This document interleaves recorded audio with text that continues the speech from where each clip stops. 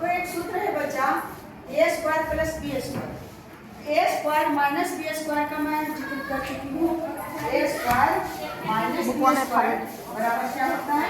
ए plus B और into ए minus B. इस सूत्र पर हम लोग सोल्व कर लेते हैं। अब इसका अपोजिट है ए स्क्वायर प्लस बी स्क्वायर।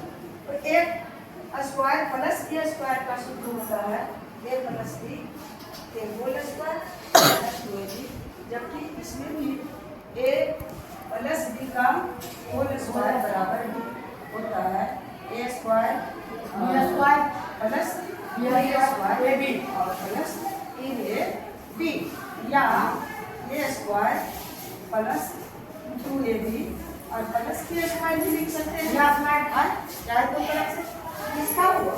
और इसका सूत्र है यहाँ से ए प्लस बी का होल स्क्वायर और माइनस ए बी। अगर इस तरह का तुम्हारे पास क्वेश्चन आ जाए कि मान लिया जाए कि 2x स्क्वायर और प्लस 3y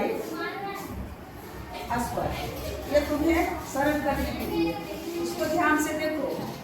ए 2x होल स्क्वायर 3y का होल स्क्वायर बीच में प्लस, इसका मतलब 3y का स्क्वायर है और 2x पर स्क्वायर है, जबकि कौन सूत्र पर ये आ जाएगा? ए स्क्वायर और प्लस बी स्क्वायर। हम समझ लेंगे कि लगता है कि ए स्क्वायर और यह बी स्क्वायर, इसका सूत्र होता था ए प्लस बी का होल स्क्वायर और प्लस माइनस 2ab। तो इसको मान लेंगे क्या चीज? ए और इसे मान लिए बी। तो इस सूत्र को एकदम पूरी तरह से पालन कर रहा है। ए स्क्वायर यानी ए मान लिए 2x का और प्लस बी स्क्वायर बी मान लिए 3y का। तो इसके अनुसार अगर हम इस सूत्र पर करते हैं तो ज़्यादा कुछ नहीं करना पड़ेगा। अगर इसके नीचे से करते हैं तो ए प्लस बी यानी ए में कौन है बताओ तो? ए प्लस बी और ए कौन है? 2x स्क्वायर नहीं, ए है 2x, ए है कौन? 2x और प्लस बी कौन है? 3y। अब इसका होल स्क्वायर करेंगे ऐसे हो गया है ना, और फिर माइनस 2ab इंटू ए यानी 2x और 2ab यानी 2a की जगह पर है 2x और b के जगह पर है 3y। इसकी समझी? उस फार्मूला पर जब हम इसको सजाए हैं तो ए स्क्वायर प्लस बी स्क्वायर, तो ए स्क्वायर प्लस बी स्क्वायर का फार्मूला होता है ए प्लस बी का होल स्क्वायर माइनस 2ab। तो ये जो है इसे हम मान लिए ए मान ही लेते हैं, इसको क्या मान लिए? ए और इसको क्या मान लिए? बी। तो जहाँ जहाँ ए है वहाँ 2x लिखेंगे और जहाँ बी है वहाँ 3y लिखेंगे। तो 2x ए के जगह पर एक इसका बराबर में ले लें ए प्लस बी, तो ए की जगह पर क्या लिखे? 2x प्लस बी, तो बी के जगह पर क्या दिए? 3y। फिर इसको होल स्क्वायर, इसका होल स्क्वायर कर दिया माइनस 2 और उसके बाद ए दे दिए 2x, बी यानी 3y दे दिए। यहाँ 2 इंटू 2x इंटू 3y, इसका मतलब है 2 गुना 2x गुना 3y। चिन्ह नहीं दिया जाता, चिन्ह दे दोगे भी तो दे दिया, और नहीं दिया तो इंटू का चिन्ह गणित में इस तरह से समझा जाता है कि गुना। अब इसे हल करेंगे। अब आ गया तुम्हें एक सूत्र और नीचे देखो कि ए प्लस बी का होल स्क्वायर क्या आ गया? पहला सूत्र, और यहाँ लिख देते हैं दूसरा सूत्र ए प्लस बी का होल स्क्वायर बराबर होता है ए स्क्वायर प्लस बी स्क्वायर और प्लस ए बी। तो अब इसको छोड़ेंगे उस सूत्र के अनुसार। इसे मान लिए ए और इसे मान लिए बी, वही तो पालन कर रहा है। ए प्लस बी का होल स्क्वायर ई आ गया। उस सूत्र के अनुसार हम करते हैं ए स्क्वायर यानी 2x का स्क्वायर प्लस बी स्क्वायर यानी प्लस 3y का स्क्वायर और प्लस प्लस 2ab यानी 2a में कौन है 2x और b में कौन है 3y। इसको तो कर लिए। अब यहाँ बाकी बचा दिया हुआ है कि 2 into 2x into 3y।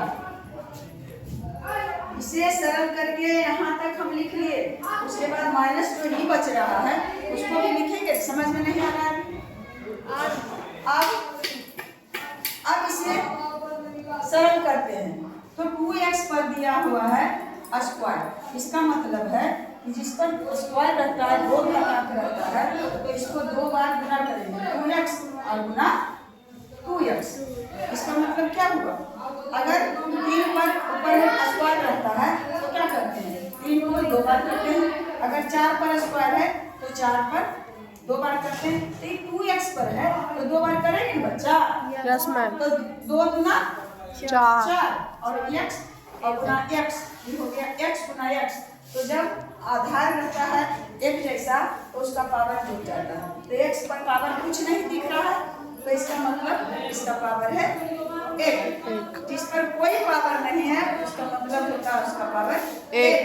तो इसका पावर 1 इसका पावर 1 2 गुना 4 को कर लिए x पर पावर 1 x पर पावर 1 हो गया x पर पावर 2। तो हम इसको डायरेक्ट अब लिख लेंगे बराबर 2 गुना 4 x 2।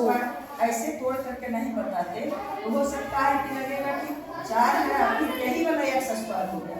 नहीं 2x गुना 2x दो बार किए और उसके बाद फिर प्लस 3y वो भी वही है बात 3y वो दो बार तो यही होगा 3 दिया 9 और y स्क्वायर। तो ऐसे 3y गुना 3y बराबर 3 दिया 9 और y y स्क्वायर। तो 9y स्क्वायर हो गया। अब प्लस 2 गुना 4 और 4 दिया 12। इसका मतलब है इंटू गुना 2 गुना 4 और 4 दिया 12 और x और y 12x और माइनस 2 गुना 4 और 4 दिया 12 और x बाई अब देखो कि प्लस 12x बाई और माइनस 12x। एक प्लस और एक माइनस में है ये क्या हो जाएगा बढ़ जाएगा। एक प्लस में और एक माइनस में यदि एक जैसा रहेगा तो कट जाएगा। 5 प्लस 5 और माइनस 5 5 में 5 का घटाएंगे तो कितना होगा 0। तो माइनस प्लस 12x बाई में घटा दिए माइनस 12x बाई में घटा दिए और 0 न बचेगा। इसका मतलब इसी में हम काट दिए। अब बच गया 4x square plus 9y square. क्या हो गया आंसर। धीरे धीरे इस तरह से अगर समझोगे एक में नहीं समझोगे समझने का यत्न करोगे कोशिश करोगे तब जरूर समझ में आ जाएगा। एक ही सूत्र पर कम से कम एक दर्जन मैथ बनाओ। एक सूत्र को सूत्र अपने आप बन जाएगा अपने आप रटा जाएगा। बस देखते देखते ही बनाओगे सूत्र को तो अपने आप फिर अपने आप याद हो जाएगा। याद करने की आवश्यकता भी नहीं पड़ेगी खूब याद हो जाएगी। अगर समझ गया है तो बहुत बहुत धन्यवाद। Thank you best of luck.